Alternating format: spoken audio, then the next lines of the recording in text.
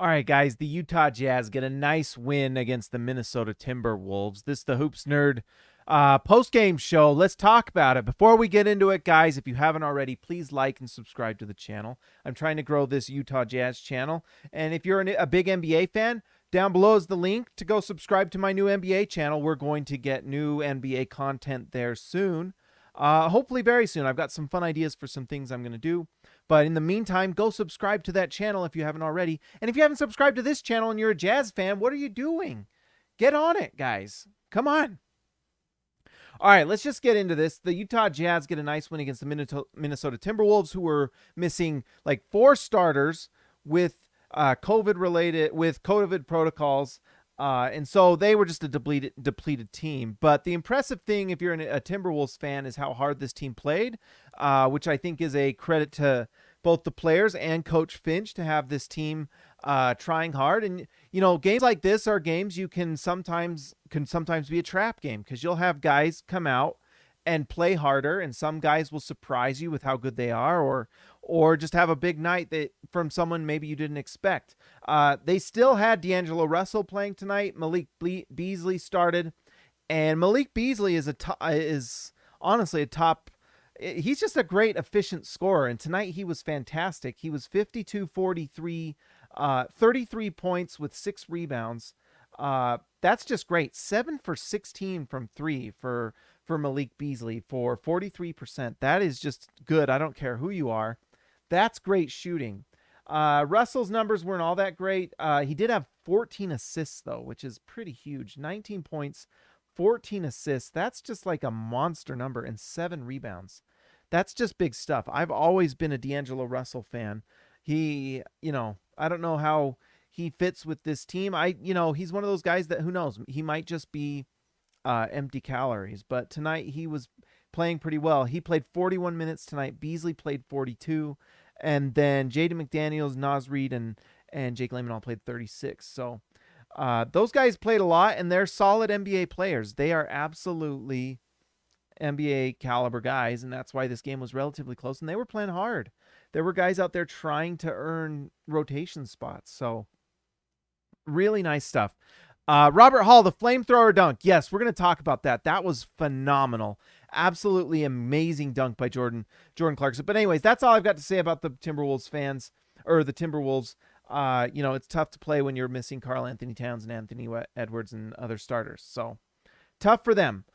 For the Utah Jazz, this was just a solid win, but I thought there were a couple things to be kind of excited about. One is, let's just talk about it. Jordan Clarkson was awesome tonight in different ways than you expect.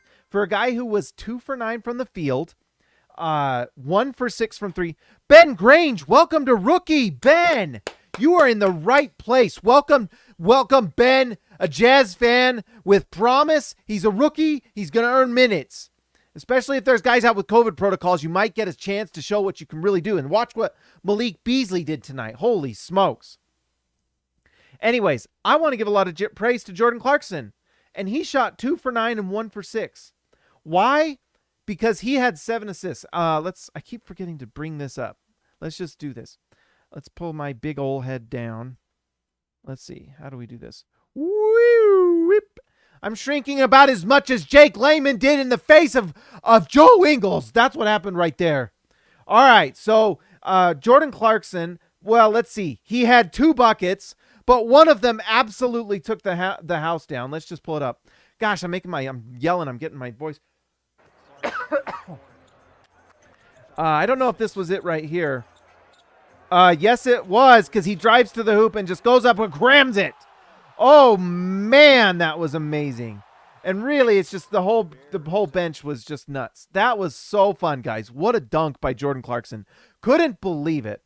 I mean, I could believe it, but once in a while, and Jordan Clarkson makes kind of a big athletic play like that, once or twice a game. Tonight, he had 2 of them. It was that dunk, and then also the block on the other end against Malik Beasley. By the way, they had that trash talk going on between each other, and so that was fun. I mean, honestly, if this is the beginning of a Minnesota Timberwolves Utah Jazz rivalry, I'm all for it. I'm all for that. Let's make that happen, because that's fun, and that's a legitimate rivalry that it's like a hipster rivalry. Only, the Minnesota Timberwolves fans, the Utah Jazz fans, small market teams that don't get a lot of coverage. You know what? We can have our own little cool indie rivalry that, no one else enjoys. But when they find out after the fact, we can be there and say like, hey, I was there when Joe Ingles made Jake Layman smile nervously and back away because he didn't want to get in a fight with Joe Ingles. So that we can all just say we were there for the original one. Anyways, that dunk was really satisfying because it ended the trash talk from Malik Beasley quite efficiently, I would say.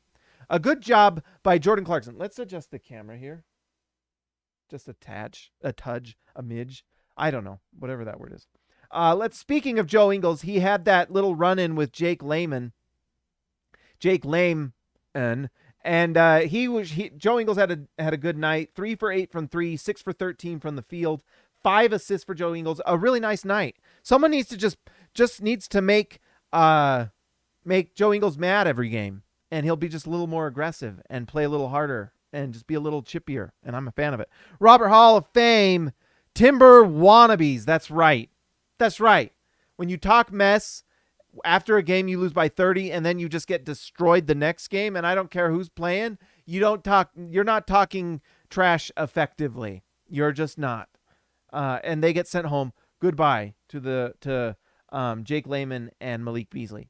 But anyways, Joe Ingles, the numbers were nice tonight. The 5 assists you always like to see, 4 rebounds, and then 1 really effective trash talk. I'm not getting enough sleep, guys. Just not enough.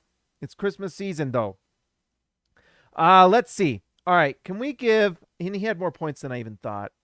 The guy we got to talk about a little bit, and I want to go through some of his assists, and let's just enjoy them together. But Donovan Mitchell, 50, 36, 4 for 4 from the free throw line. That's 5 rebounds and 7 assists. But and that's 28 points for Donovan Mitchell. He is absolutely dominant. And look at this. We keep tracking this. 7 assists to 3 turnovers. That is a nice assist to turnover ratio. You'll take that every day of the week for your lead guy, your lead playmaker. Doing numbers like that is fantastic. And notice another nice thing from Donovan. Robert, don't say yawn. You're going to make me yawn again. Mike Conley's efficiency showing up in this game because Donovan Mitchell taking the brunt.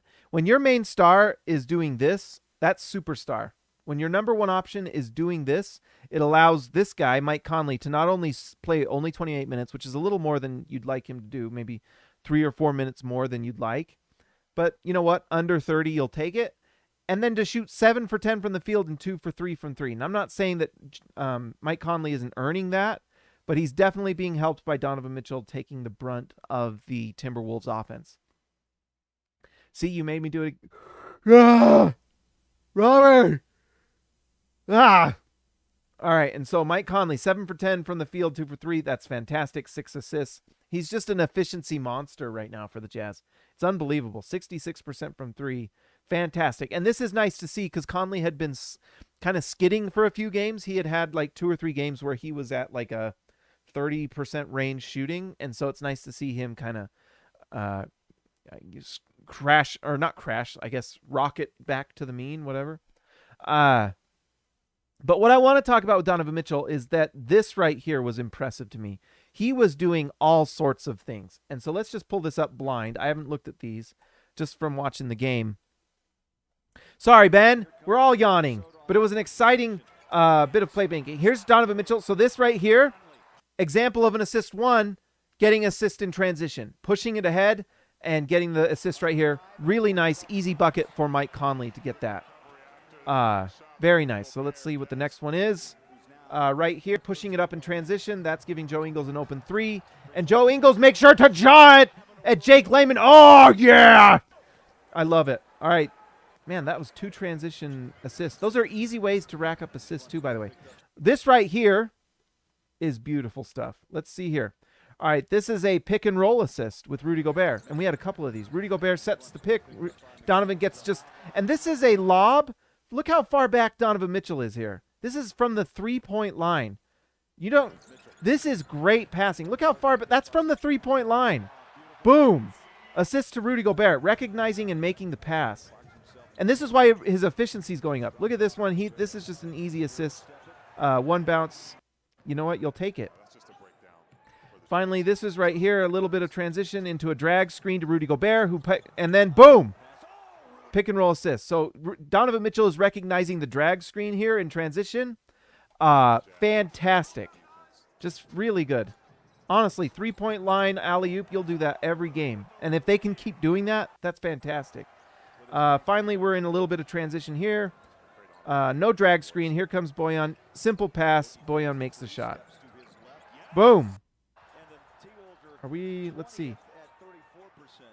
Look at that. Oh, and the easy dump off to Hassan. Sometimes the assist game doesn't need to be hard, guys. Like, honestly, the easy ones are what you want so much of the time. It's Donovan Mitchell not taking a contested three here and recognizing it. And that's like a quick recognition. Look at this. So Donovan Mitchell gets this. And honestly, that's a semi-open three.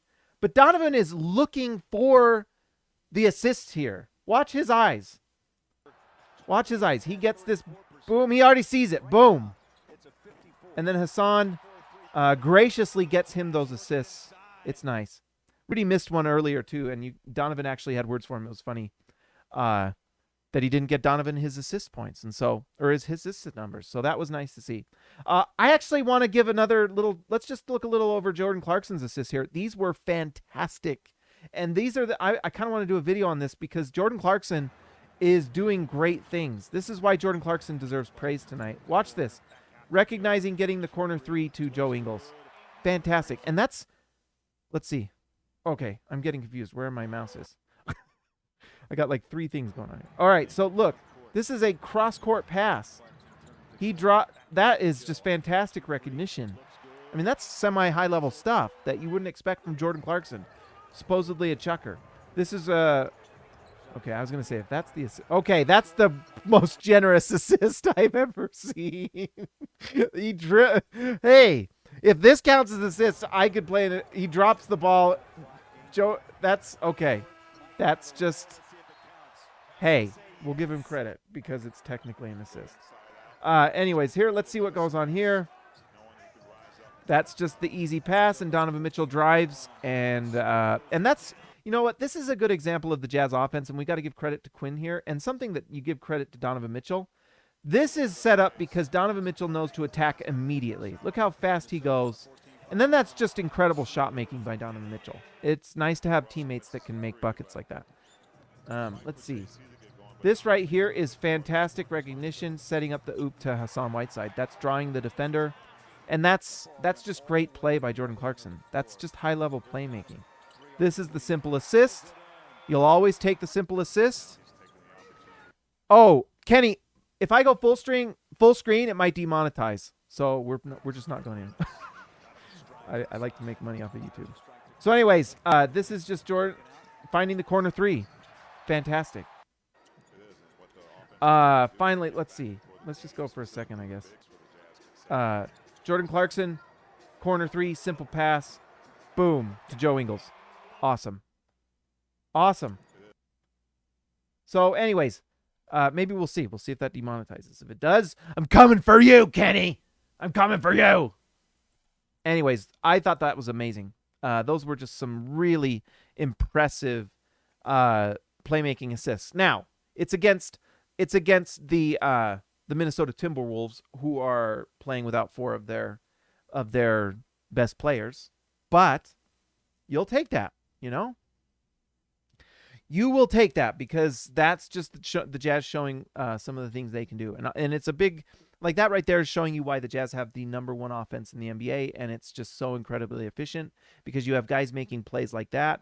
Honestly, Jordan Clarkson playmaking like that makes me think that he's going to be a part of the team for the next 2 or 3 years, and that he needs to be a part of this team because he can shoot, and if he can play make like that and set up shots for like Rudy Gobert and Hassan Whiteside in the playoffs, because that's part of the problem. It's not necessarily Rudy Gobert being able to just dominate little guys, which would be nice, and there is an element of that needs to happen in certain situations, but it's also not bailing out defenses in the playoffs too. Some of what makes a good playoff team is that you don't have things made easy for playoff defenses.